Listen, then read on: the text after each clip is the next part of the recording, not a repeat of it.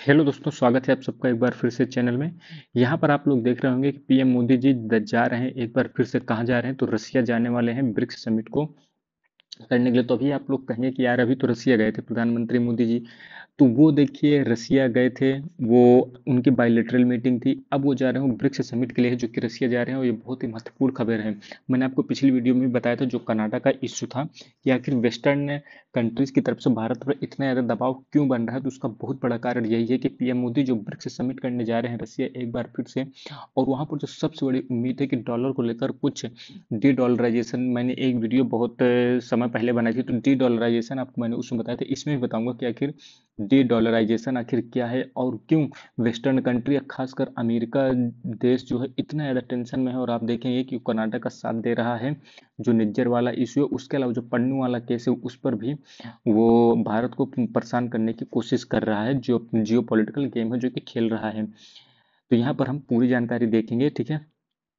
यहाँ पर आप देख सकते हैं पीएम की सेकंड विजिट होने वाली है, और इसके पहले अभी पिछले महीने ही वो गए थे रसिया, वर्तमान में फिर से वो जाने वाले हैं, ठीक है। और यहाँ पर बायलैटरल मीटिंग भी यहाँ पर होने वाली है प्रधानमंत्री मोदी जी की रसिया के प्रेसिडेंट व्लादिमीर पुतिन के साथ। और यहाँ पर हो सकता है कि सी जिनपिंग के साथ भी बायलैटरल मीटिंग है जो कि हो, जहाँ पर जो बॉर्डर डिस्प्यूट वगैरह चल रहे हैं उन पर भी कुछ सोल्यूशन देखने को मिल जाए। यहाँ पे आप देख सकते हैं 22 से 23 अक्टूबर को जो कि रसिया जाने वाले हैं प्रधानमंत्री मोदी जी, और वहाँ पर 16 यानी 16वें नंबर की जो ब्रिक्स समिट होने वाली है, कहाँ पर होने वाली है, कजान में होने वाली है। ये चीज़ आपको ध्यान देना है, ठीक है। कजान रसिया में। वहाँ पर देखिए इसकी थीम क्या होने वाली है ये भी ध्यान दीजिएगा, strengthening multilateralism for just global development and security, इसकी थीम होने वाली है। और यहाँ पर देखिए ग्लोबल इश्यूज भी डिस्कस किए जाएंगे, ये मिनिस्ट्री ऑफ एक्सटर्नल अफेयर्स के द्वारा ये चीज़ें कही गई हैं, ठीक है। अब देखिए इसके बाद बात करें तो मोदी और चाइनीज प्रेसिडेंट सी जिनपिंग की भी बात होने हो सकती है। बाकी देखिए अभी तक इसमें कोई भी ऑफिशियल वर्ड नहीं कहा गया है इंडिया और चाइना की तरफ से। बाकी देखिए यदि जाएंगे तो हो सकता है कि इनकी बायलैटरल मीटिंग हो, वो आगे आपको जानकारी मिल ही जाएगी कि इनके बीच में होगी बात की नहीं होगी। अब देखिए यहाँ पर पुतिन जो है मीटिंग होने वाली है, पुतिन के साथ प्रधानमंत्री मोदी जी की मीटिंग जो पिछले मंथ हुई थी, वहां पर देखिए बायलैटरल मीटिंग हुई थी प्रधानमंत्री मोदी जी के साथ।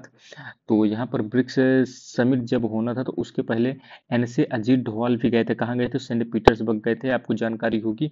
तो वो वहाँ पर पुतिन से भी मिले थे प्रधानमंत्री मोदी जी के स्थान पर, और उसके कुछ दिन बाद ही प्रधानमंत्री मोदी जी भी जाते हैं। यहाँ पर देखिए ब्रिक्स नेशन के ब्रिक्स देश जो हैं उन पर हो सकता है आपको और भी देश उस पर जुड़ते हुए आपको दिखाई दे सकते हैं। ब्रिक्स में देखिए 34 नेशन है जिन्होंने इंटरेस्ट शो किया है कि हम भी इससे जुड़ना चाहते हैं। आप समझ रहे हैं 34 देश, बहुत बड़ी बात है ये। और there will be 10 members and 10 partners who will be announced during the summit after members reach a consensus. तो यहाँ पर देखिए देखते हैं कि आखिर कितने देश हैं जो कि यहाँ पर जुड़ेंगे। यहाँ पर ब्रिक्स में सबसे बड़ी बात यह है ना कि जो फाउंडिंग मेंबर्स हैं उनकी सबकी सहमति होना बहुत ही जरूरी है, तभी जाके कोई नया देश इसमें जुड़ सकते हैं। ये बहुत अच्छी बात है, क्योंकि चाइना कई बार प्रयास कर चुका है कि यहाँ पर पाकिस्तान को जोड़ जाए, लेकिन भारत उसका विरोध करता है, जिसके कारण से चाइना पाकिस्तान को इसमें नहीं जोड़ पा रहा है। ये एक बहुत बड़ा फायदा है भारत के लिए कि कम से कम ये जो हमारा गुट है ना ब्रिक्स है, ये अच्छे से काम कर रहा है, ठीक है। यहाँ पर देखिए यहाँ पर मीटिंग वो अगर प्रधानमंत्री मोदी जी और सी जिनपिंग के मध्य में होती है, तो इनके मध्य में सबसे बड़ी बात तो ये है नेगोशिएशन जो स्टैंड ऑफ लगातार चल रहा है हमारे, जैसे कि देपसांग और देमचौक में जो एलएसी के पास है, लाइन ऑफ एक्चुअल कंट्रोल के पास, तो वहाँ पर हो सकता है इसके बारे में कुछ बात हो, नेगोशिएशंस वगैरह हो, ताकि यहाँ पर कुछ शांति देखने को मिले और जो चाइना के सैनिक है वो पीछे जाएं, और वहाँ पर जो भी गलत गतिविधियां कर रहे हैं, हड़पने के प्रयास कर रहे हैं, तो उन चीज़ों में थोड़ी सी कमी आए। अगर आप देखेंगे तो अप्रैल 2020 के बाद से लगातार दोनों देशों के मध्य जो भावनाएं हैं, यानी एक दूसरे के मध्य में जो रिश्ता है उनमें तल्खियां देखी गई हैं। देखिए व्यापार में तो नहीं देखने को मिल रही है, व्यापार देखिए चलता रहता है। भारत और चाइना में यही अच्छी बात है कि व्यापार नहीं प्रभावित होते हैं। बाकी देखिए ये भी, लेकिन डिफेंस के पॉइंट ऑफ व्यू से भी देखा जाए तो बहुत जरूरत है कि चाइना भारत को समझे और भारत की भी संप्रभुता का सम्मान करे और बेफालतू के काम न करे। ये यहाँ पर जरूर इन दोनों के मध्य में यदि मीटिंग होगी तो ये मुद्दा जरूर 100% उठने वाला है। अब यहाँ देखिए ब्रिक्स जिसे जब ओरिजिनली बनाया गया था तो यहाँ पर ब्राजील, रसिया, इंडिया, चाइना और साउथ अफ्रीका थे, और पिछले साल में इसको एक्सपेंड करने के लिए भी सहमति बन गई थी, जिसमें 6 देश जुड़े थे, इजिप्ट, इथोपिया, सऊदी अरब, यूनाइटेड अरब एमिरेट और अर्जेंटीना। लेकिन बाद में अर्जेंटीना ने इसे लास्ट में ज्वाइन नहीं किया था। पहले तो इसने सहमति दे दी थी, लेकिन बाद में अमेरिका के प्रभाव में आकर इसने छोड़ दिया था, क्योंकि इस समय जो अर्जेंटीना में गवर्नमेंट है ये अमेरिका समर्थित है एक प्रकार से। सऊदी अरब भी अभी तक इसको ज्वाइन करने को लेकर डिसाइड नहीं कर पाए कि हमें जुड़ना चाहिए या नहीं जुड़ना चाहिए। ठीक है, तो यहाँ पर आपको ध्यान देना है कि यहाँ पर कितने देश हैं जो कि नए जुड़े हैं। तो इजिप्ट, इथोपिया, सऊदी अरब, यूनाइटेड अरब एमिरेट्स और अर्जेंटीना है जो कि पहले जुड़ा था लेकिन अब हट गया है। तो 5 देश ध्यान दीजिएगा, ठीक है। अब बाकी 5 आपकी शुरुआत के तो हैं ही, ब्राजील, रसिया, इंडिया, चाइना और साउथ अफ्रीका, ये फाउंडिंग मेंबर्स हैं एक प्रकार से। अब देखिए यहाँ पर बात करें, अगर आपको ध्यान हो तो G20 जो समिट हुआ था, यहाँ पर प्रधानमंत्री मोदी और उनकी बात हो रही है, आपके क्या कहते हैं, सी जिनपिंग की। तो इनके मध्य में G20 मीटिंग जो बाली में हुआ था ना, इंडोनेशिया में 2022 में, वहाँ पर इनके मध्य में बैठक तो हुई थी, लेकिन यहाँ पर भी आप लोग देखेंगे कि बायलैटरल मीटिंग जो ऑफिशियली थी वो नहीं हो पाई थी। ठीक है, ब्रिक्स समिट जो साउथ अफ्रीका में हुआ था, जोहानिसबर्ग में, अगस्त 2023 में, वहाँ भी बायलैटरल मीटिंग नहीं हो पाई थी। तो यहाँ पर देखना होगा कि इनके मध्य बायलैटरल मीटिंग होती है या नहीं होती है। ठीक है, अब देखिए यहाँ पर जो सबसे महत्वपूर्ण मुद्दा है कि अमेरिका इसका विरोध क्यों कर रहा है। और आप लगातार देख रहे होंगे ना कि अमेरिका, कनाडा, यूके हो गए, इनके, आप जो इस समय अगर ये बयानबाजी सुनेंगे तो लग रहा है यार ये अचानक से भारत के विरोधी क्यों हो गए हैं। तो सब देखिए जियो पॉलिटिक्स का गेम है। जियो पॉलिटिक्स में देखिए, एक कहावत आपने सुनी होगी, everything fair in love and war. तो अब दोस्तों वर्तमान की, अगर आप जियो पॉलिटिक्स को फॉलो करते हैं तो यहाँ पर सबसे बड़ी लाइन यही है, everything fair in geopolitics. Geopolitics में सिर्फ और सिर्फ साम दाम दंड भेद जो भी अपनाया जा रहा है अपने स्वार्थ के लिए अपनाया जाता है। यहाँ पर देखिए अमेरिका का जो डी डॉलराइजेशन होने वाला है, इसके कारण से अमेरिका बहुत टेंशन में है, क्योंकि आप समझिए रसिया, चाइना इंडिया जैसे देश, दोनों देश यदि एक किसी भी क्षेत्र में चले गए ना, क्या कहते हैं, बिजनेस में या डॉलर को डी डॉलराइजेशन करने में, तो समझ लीजिए डॉलर का बहुत ही भयंकर नुकसान होने वाला है। तो यहाँ पे आप देख सकते हैं, how would a new brick currency affect the US dollar, ये अप्रैल 2024 की ही खबर है। तो यहाँ पर आखिर ब्रिक्स की करेंसी कैसे यूएस डॉलर को है जो कि यहाँ पर हिट कर सकती है। तो देखिए यूएस का जो डॉलर है ना, ये लगभग आप देख सकते हैं 90% ऑफ ऑल करेंसी के ट्रेडिंग में, यानी अगर 100% में 90% जो ट्रेडिंग होती है वो सभी की सभी काय में होती है, तो ये आपकी यूएस डॉलर में ही होती है। ठीक है, और बात करें यदि ऑयल ट्रेड्स की, तो 1/5 है, यानी 1/5वां भाग जो भी ऑयल ट्रेड्स होता है वो भी आपका यूएस डॉलर में ही होता है। ये चीज़ आपको ध्यान देना है।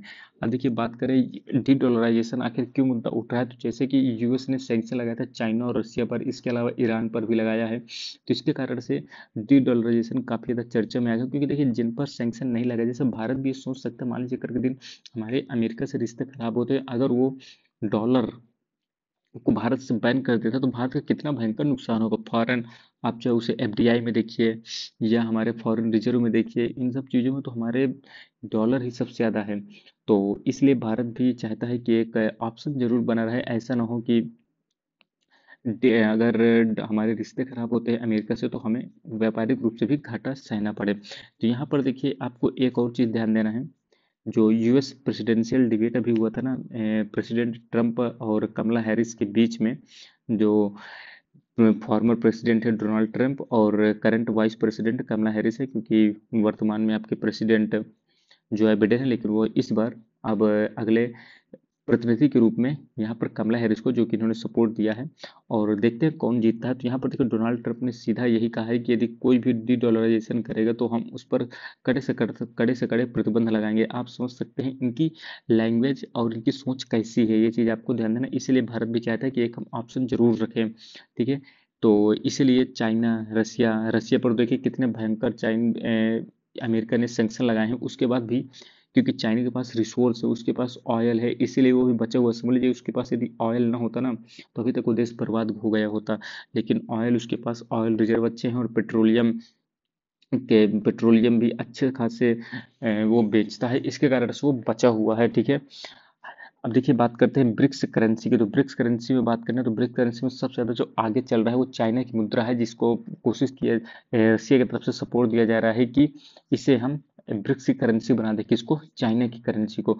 तो क्या भारत इस पर सहमत होगा? तो बस यही सबसे बड़ी समस्या है कि भारत जो एन है उसको, एन नहीं है, एन तो आपकी जापान की है, ठीक है। इनकी आप बताइए करेंसी का नाम क्या है? चाइना की, ठीक है।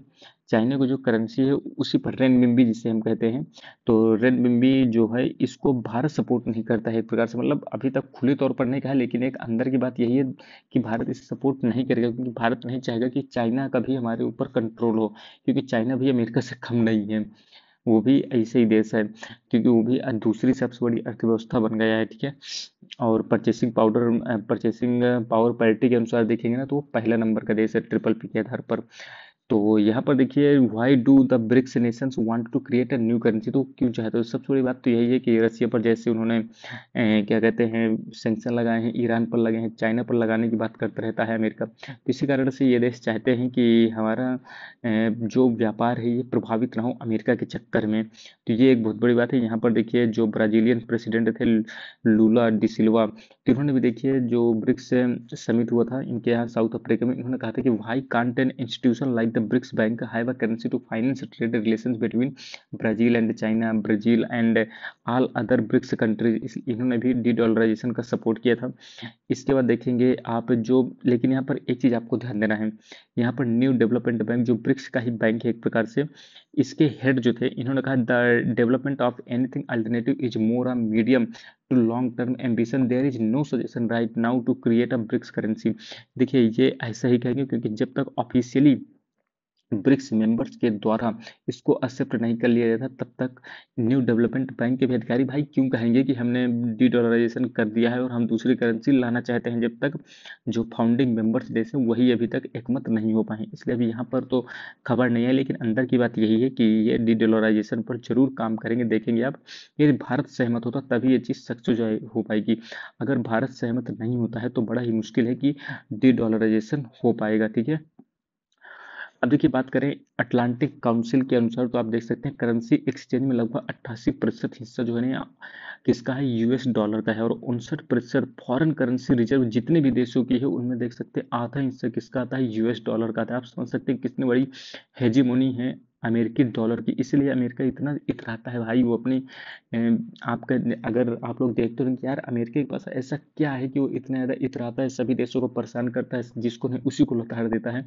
तो उसका बहुत बड़ा कारण है भैया, जिसका सिक्का चलता है उसी की बोलती है, अन्यथा सभी देशों को उसकी सुननी पड़ती है। ये चीज़ आपको ध्यान देना होगा। अब देखिए यहाँ पर आगे बात करें what would the advantage of BRICS currency. BRICS currency यदि देखिए ब्रिक्स देश बना लेते हैं तो इससे देखिए सबसे बड़ा ब्रिक्स कंट्रीज के मध्य में इकोनॉमिक इंटीग्रेशन बढ़ेगा, आपस में इनके रिलेशन अच्छे होंगे, इनके बीच व्यापार भी और अच्छे तरीके से हो सकता है। और यहाँ पर यूएस का जो इन्फ्लुएंस है ये भी कम होगा। इसके अलावा देखिए जो यूएस डॉलर की ग्लोबल रिजर्व करेंसी के रूप में यह एक अच्छी खासी पकड़ है तो वो भी कमज़ोर होगी।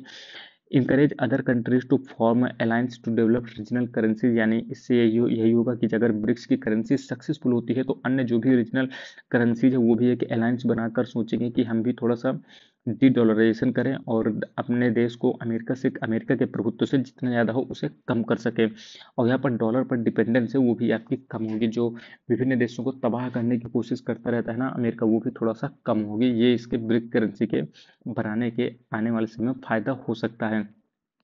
तो ये इंपॉर्टेंट वीडियो थी और आपके इससे ये समझ में आया होगा कि आखिर कैसे जियोपॉलिटिक्स काम करती है और आखिर अमेरिका इस समय, अमेरिका और कनाडा जैसे देश आखिर क्यों भारत पर इतना ज़्यादा जियोपॉलिटिकल प्रेशर डाल रहे हैं। उसका बहुत बड़ा कारण यही है कि भारत के जो प्रधानमंत्री हैं ये एक बार फिर से ब्रिक्स सम्मेलन को ज्वाइन करने के लिए कहाँ जा रहे हैं? तो रसिया जा रहे हैं, इसलिए आप इस समय इतना ज़्यादा विरोध देख रहे हैं। आप देखेंगे ना, अगर ब्रिक्स में ज़्यादा कंक्रीट कुछ नहीं निकला ना, आप देखिएगा यही सब मुद्दे तुरंत शांत हो जाएंगे, ऐसा लगेगा किसी ने आग में पानी डाल दिया है। अभी तो इस समय तो घी डाला जा रहा है आग में कि और आग भड़के। लेकिन आप देखेंगे ब्रिक्स की मीटिंग में यदि कुछ भी कंक्रीट आउटपुट नहीं निकलेगा तो ये सब चीज़ें बिल्कुल शांत हो जाएंगी, जो भी विरोध प्रदर्शन चल रहे हैं भारत के खिलाफ। बाकी आप क्या क्या इस पर सोच रहे हैं जरूर बताइएगा, कमेंट बॉक्स में मिलते हैं अगली वीडियो में। तब तक के लिए दोस्तों धन्यवाद, जय हिंद।